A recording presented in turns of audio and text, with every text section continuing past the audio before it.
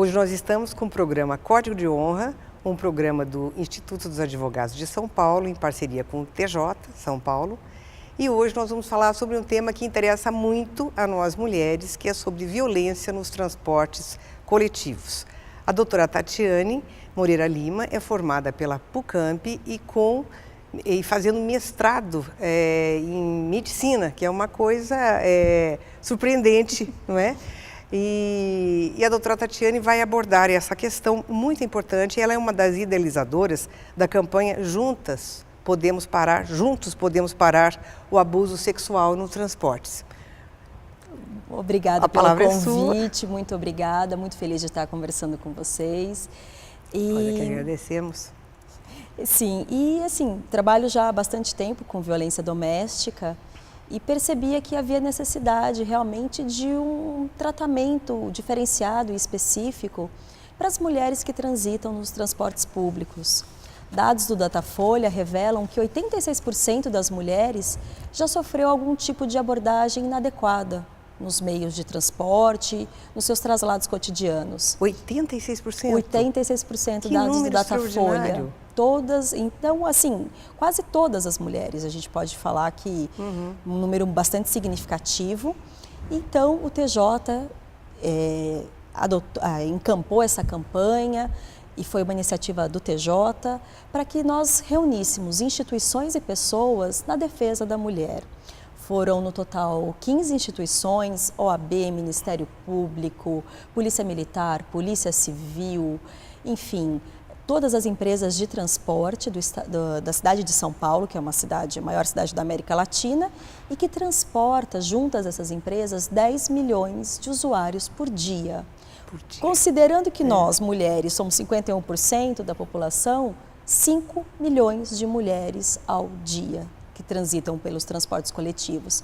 E algo precisava ser feito. Com certeza. Então, o Tribunal de Justiça, de forma bastante inovadora, nos deu todo o auxílio e foi o responsável por reunir todas essas instituições para que a gente fale a mesma linguagem, para que todos juntos possamos ajudar essas mulheres.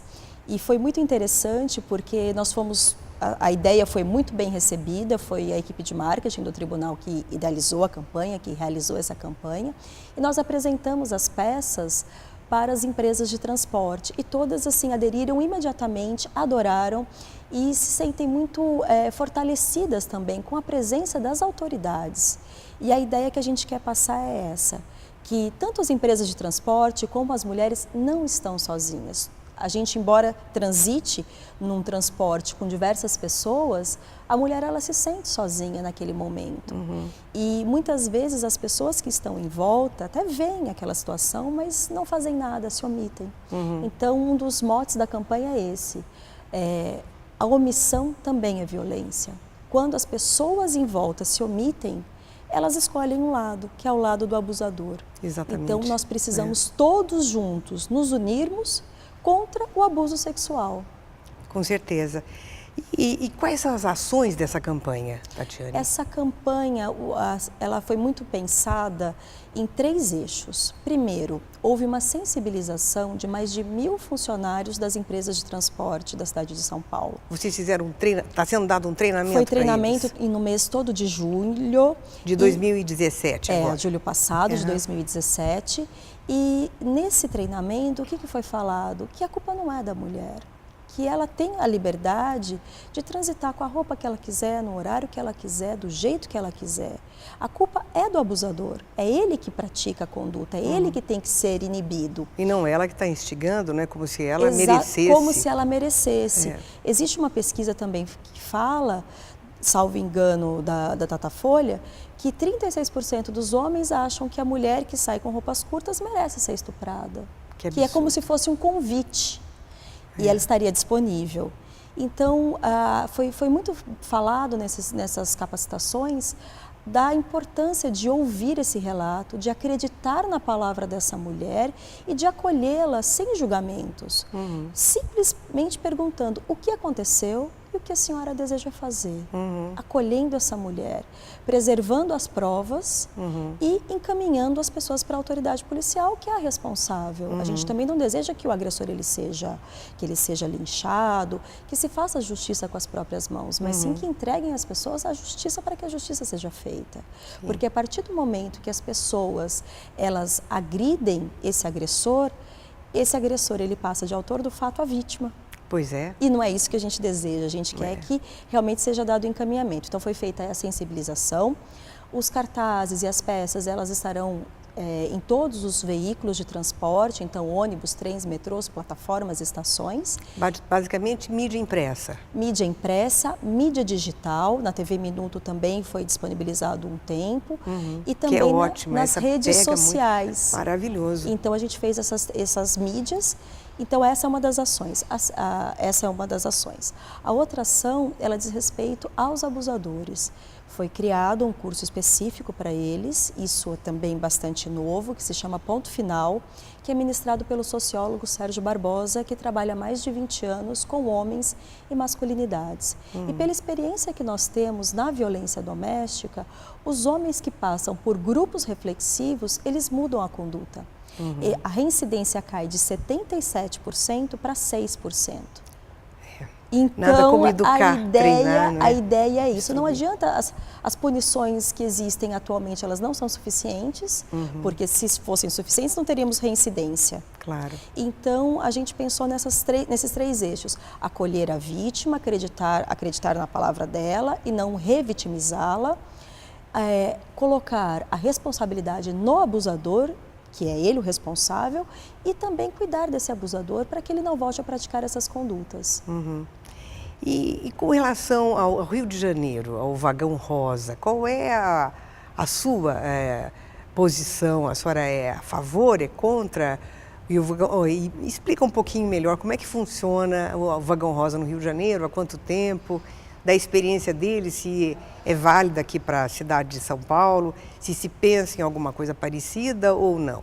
Foi pensado, sim, na cidade de São Paulo a criação de vagões rosa ou transportes exclusivos para as mulheres. Entretanto, os grupos feministas, eles debatem essa questão de uma forma muito articulada, no sentido de que ele é mais uma punição para a mulher. Primeiro, porque ele é segregatório. Então, uma mulher transitando com seu filho não poderia ir no vagão, teriam que ir separados. Segundo, ele é punitivo para a mulher, porque nós somos 52% da população, mas não tem 52% de vagões. Tem um vagão em cada composição. Então, ela ia ter que esperar, ela ia ter que enfrentar uma lotação, nesse caso, e, além de tudo, não resolve o problema, porque, na verdade, você só está segregando a mulher, como se ela fosse a causadora e a instigadora. E a mulher que não vai no vagão rosa, ela aceita ser abordada? Então, é essa mensagem que também se passa subliminarmente, na medida em que a mulher que não pode esperar, ou que não quer, ou que está acompanhada de algum filho, marido, enfim, ao entrar no vagão comum, se sujeita ou está disponível para sofrer algum tipo de abordagem inadequada. Em razão disso, São Paulo não adotou, e eu sou contra o vagão rosa. Eu acho que nós temos que partir da reeducação e realmente refletindo com esses homens e refletindo com a sociedade questões estruturais de machismo, de igualdade de gênero, de liberdade, e eu acho que é somente assim que a gente vai conseguir uma sociedade mais justa. Um processo educativo mesmo, formativo, que acrescente mesmo na cultura masculina. E falando nessa questão do machismo, como é que você enxerga? Existe machismo no Brasil? Nós estamos num processo melhor, pior que outros países? Nota-se alguma evolução nisso, nessa cultura do machismo ou não? O movimento de mulheres, desde os anos 70, começa a levantar essa bandeira da questão da violência contra a mulher e leva para o espaço público uma questão que era privada. Aí vem o ditado, em briga de marido e mulher, ninguém mete a colher. E isso se propaga de uma forma muito na sociedade, no sentido que as pessoas não se sentem responsáveis por aquela agressão ou aquela violência. Eles acham que a mulher é ela que tem que resolver. E se muitas vezes ela continua com aquele homem, com aquele agressor, é porque ela gosta, é porque ela é safada, ela é sem vergonha. Entretanto, eu acho que nós estamos caminhando. Estudos apontam que o Brasil ainda levaria 95 anos para que alcance a igualdade de gênero se nós caminharmos nesses mesmos passos, mas há medidas que aceleram esse processo. A Lei Maria da Penha foi uma delas que acelerou esse processo e hoje ela é conhecida por grande parte da sociedade e que não pode ser aceito mais qualquer tipo de violência contra a mulher no âmbito doméstico e traz para o âmbito público aquela discussão privada. E essa campanha encabeçada pelo Tribunal de Justiça, eu acho que é uma forma de provocar a sociedade para discussões. E uma coisa que eu acho um fruto muito importante que eu tenho percebido nos poucos dias após o lançamento da campanha, é que as mulheres estão denunciando, elas estão realmente se insurgindo e, mais feliz ainda, outras mulheres estão se solidarizando, acolhendo essa mulher, ajudando, auxiliando. Então eu acho que isso é um caminhar, envolve questões de gênero desde a infância, de tratar igualmente meninos e meninas, mas é um processo lento e eu acredito que nós estamos avançando, sim. Um processo de empoderamento da mulher que é lento, mas ele é importantíssimo e tem que acontecer na sociedade, é o que se espera de uma sociedade, de uma civilização, não é? Exatamente. Na verdade, é só tratar o feminismo ou os movimentos em si. Na verdade, nós queremos acabar com essa diferença estrutural de poder que existe entre homens e mulheres.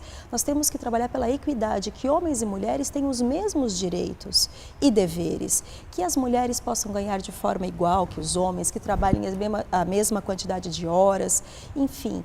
E isso a gente começa lá de trás, criando os meninos. É interessante notar que, por exemplo, os meninos, eles não podem expressar sentimentos, eles não podem chorar. E quando eles choram, eles são chamados de quê? Mulherzinha. E a gente aprende desde muito pequeno que mulherzinha é algo pejorativo, é um xingamento.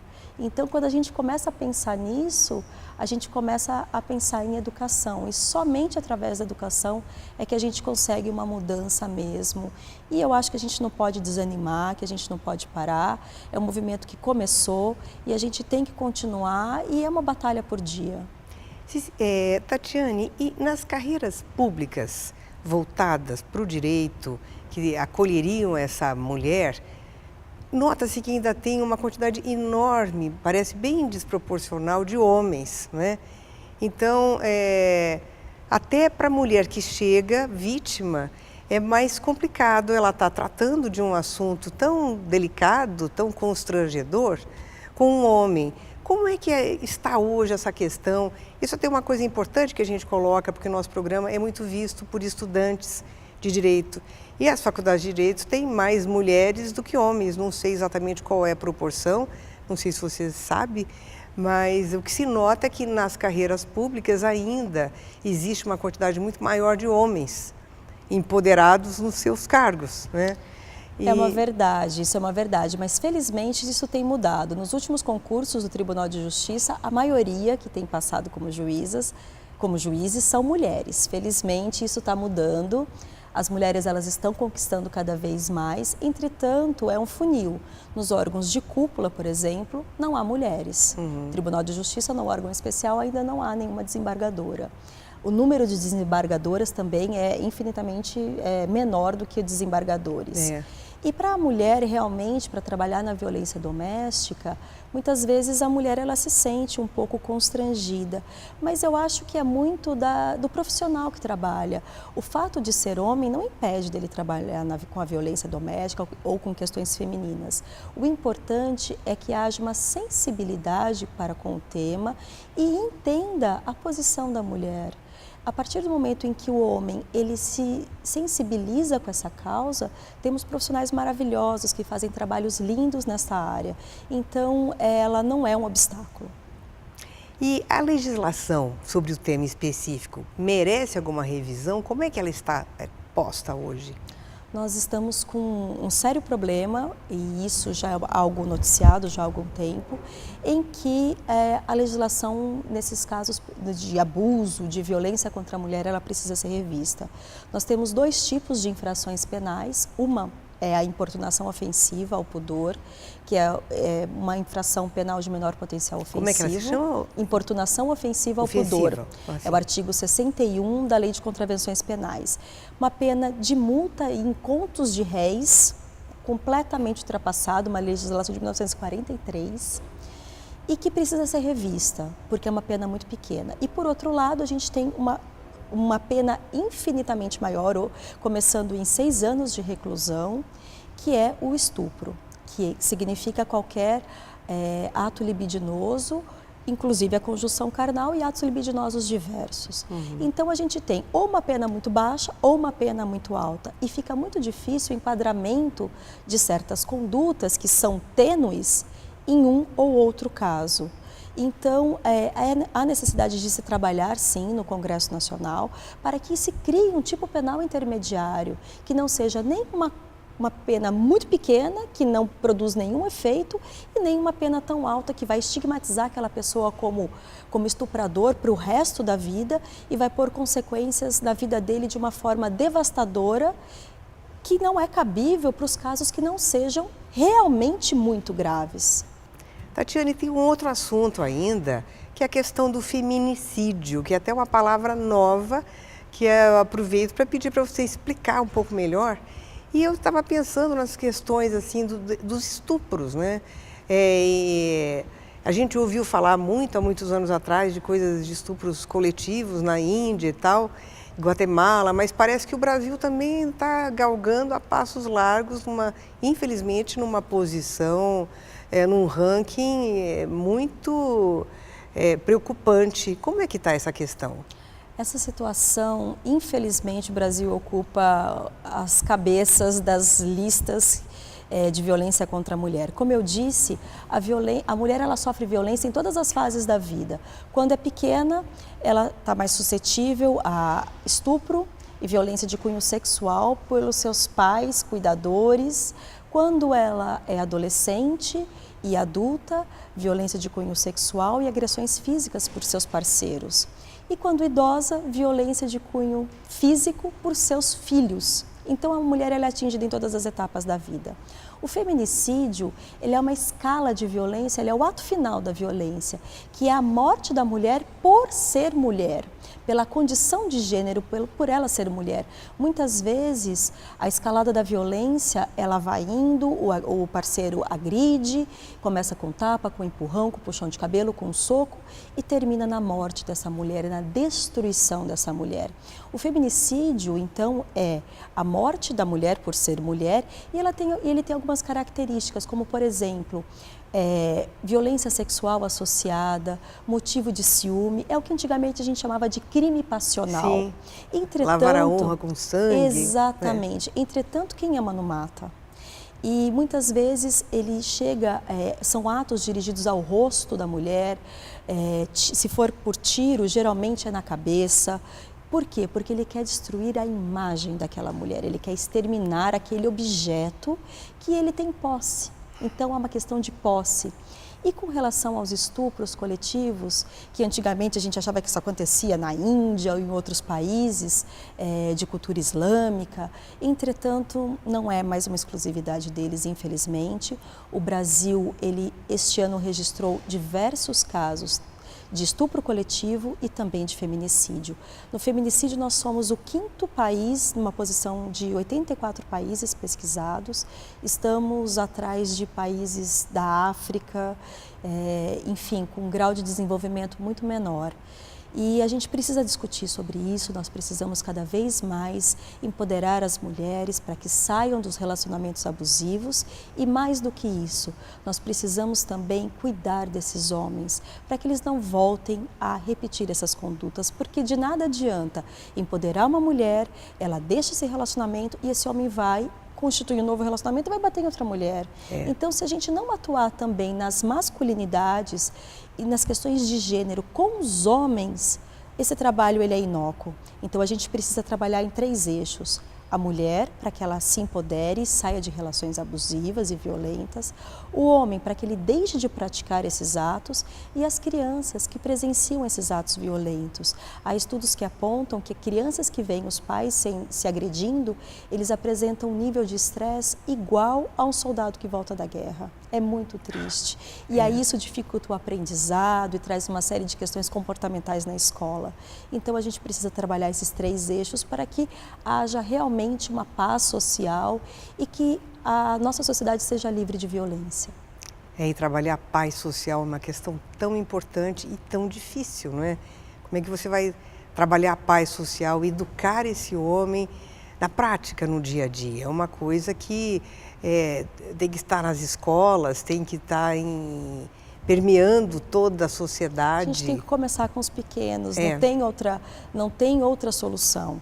É começar com a educação das crianças e hoje os homens adultos é tentar fazer com que eles reflitam sobre as masculinidades. Essa é a única forma, não temos outra escapatória. Ou a gente usa esse momento, que está sendo um momento muito oportuno de virada, que esse tema virou um tema muito atrativo, com apelo muito sensível da sociedade, ou então a gente deixa passar isso e continua em retrocessos. Bom, eu acho que a gente praticamente esgotou esse tema, mas é um tema tão rico para se tratar, mas infelizmente a gente não tem todo o tempo do mundo. Você é nossa convidada permanente para vir até aqui para debater esses assuntos. E eu, de qualquer forma, se você puder fazer alguma colocação final, tem mais alguma coisa que poderia, que ficou faltando para a gente tratar nesses rápidos minutos que a gente tratou agora? Eu fico muito feliz pelo convite, eu agradeço e me coloco à disposição para outros, quantos mais forem necessários, porque eu acho que nós precisamos sim falar de temas relacionados à mulher, da violência que ela sofre todos os dias, rotineiramente, em todas as fases da vida, porque a violência ela é um fenômeno perversamente democrático, atinge nós todas, em todas as fases da vida, em todas as classes sociais. Eu gostaria de deixar um recado para todos que assistem, que acessem o site do Tribunal de Justiça para obter mais informações sobre a campanha Juntos Podemos Parar o Abuso Sexual e que tirem dúvidas e que divulguem, compartilhem nas redes sociais os vídeos para que nós possamos nos unir contra esse tema que é tão importante e tão caro para a nossa sociedade. Eu agradeço muito e me coloco à inteira disposição. Muito obrigada, Tatiane, em nome do Tribunal de Justiça e do Instituto dos Advogados. Nós só temos a agradecer e reiterar o convite. Obrigada.